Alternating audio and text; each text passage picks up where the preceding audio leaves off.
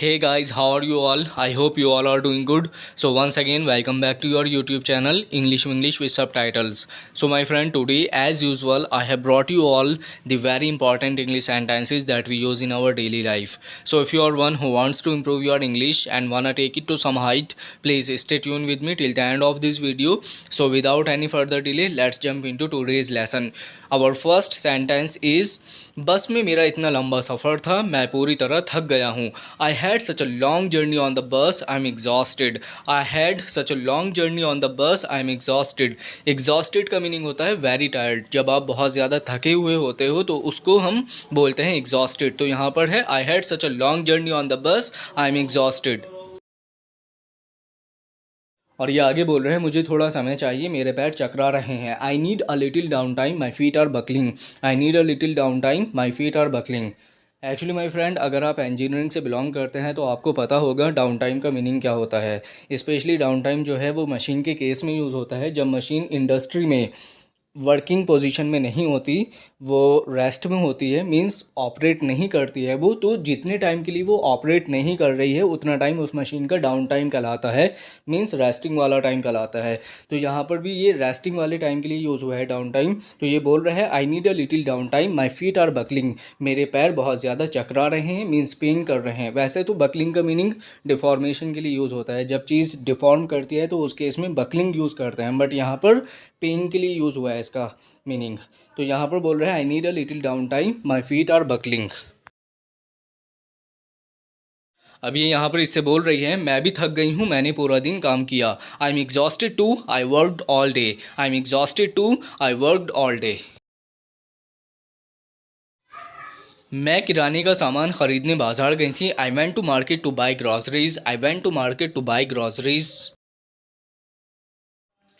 मैंने पूरा कमरा साफ़ किया और फिर मैं पिछले 3 घंटों से खाना बना रही हूँ. I clean the entire room and then I have been cooking for last 3 hours. I clean the entire room and then I have been cooking for last 3 hours. और ये आगे बोल रही हैं, आओ मेरी टेबल सेट करने में मदद करो. Come help me set the table. Come help me set the table. Next है माई फ्रेंड, तुम मुझे फंसाने की कोशिश कर रही थी. You are trying to frame me. You are trying to frame me. तुम मुझे फंसाने की कोशिश कर रही थी. एक्चुअली माई फ्रेंड, फ्रेम का मीनिंग होता है फंसाना. तो आप बोल सकते हैं you are trying to frame me या you are trying to frame me. तुम मुझे फंसाने की कोशिश कर रहे हो.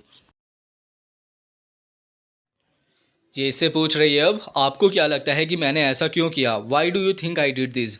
Why do you think I did this. आपको क्या लगता है कि मैंने ऐसा क्यों किया. और ये आगे बोल रही है, तुम्हारे कारण ही मेरे पिता ने जेल में आत्महत्या की.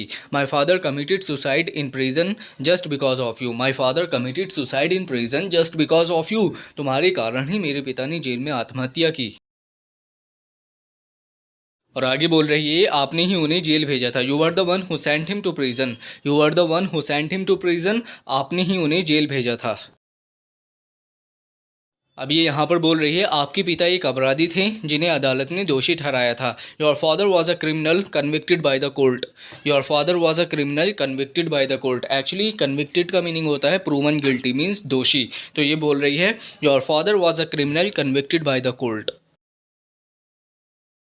और आगे बोल रही है ये, मैंने सिर्फ अपना काम किया है और मैं इसे करने के लिए बाध्य हूँ. I just did my job and I am bound to do it. I just did my job and I am bound to do it. Actually ये लॉयर है, इसने केस जीत लिया था और जीतने के बाद इसके जो फादर थे दूसरी लड़की के, उनको जेल भेजा था. तो ये बोल रही है, I just did my job and I am bound to do it.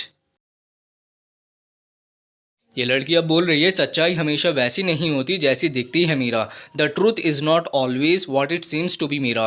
The truth is not always what it seems to be Meera. सच्चाई हमेशा वैसी नहीं होती जैसी दिखती है मीरा.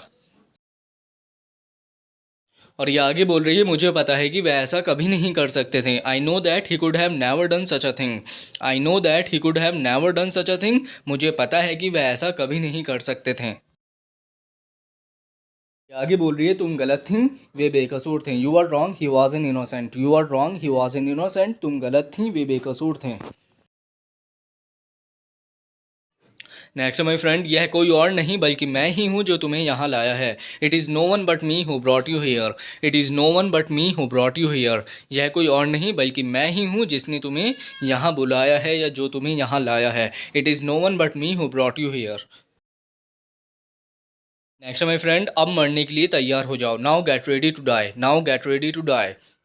क्या बोला है इसने बोला है कि it is no one but me who brought you here, now get ready to die. It is no one but me who brought you here, now get ready to die. Next है lovely friend, तुम्हें मुझसे डरने की ज़रूरत नहीं है। You don't need to be scared of me. You don't need to be scared of me. तुम्हें मुझसे डरने की ज़रूरत नहीं है। स्केयर का मीनिंग क्या होता है? डरना। You don't need to be scared of me. मैं तुम्हें नहीं मारूंगा क्योंकि I won't kill you because. I won't kill you because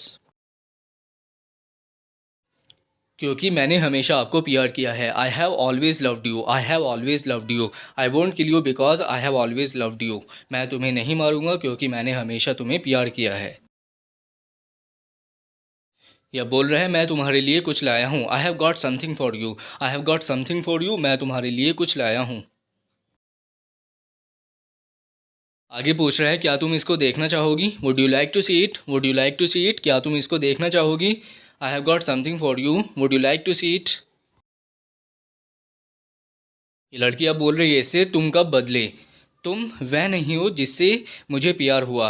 when did you change? You are not the one I fell in love with. When did you change? तुम कब बदलें? तुम वह नहीं हो जिससे मुझे प्यार हुआ। You are not the one I fell in love with. अब बोल रही है आगे, अब तुम बिल्कुल बदल गए हो। You have completely changed now. You have completely changed now. अब तुम बिल्कुल बदल गए हो। और आगे बोल रही है अब आप पहले जैसे नहीं रहें। You are no longer same as you were before. You are no longer same as you were before. अब आप पहले जैसे नहीं रहें।